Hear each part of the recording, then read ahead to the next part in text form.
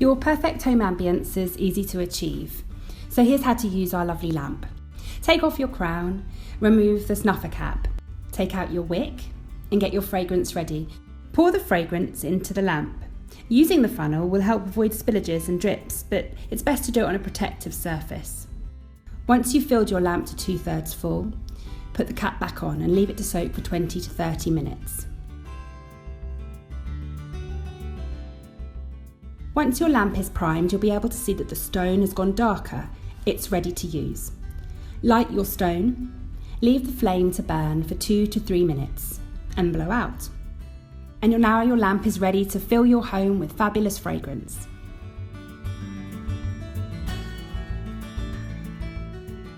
We know and love candles for their fragrance and ambience, but these lamps really do fill your world with fragrance. They give fragrance like nothing else. Join our secret club today.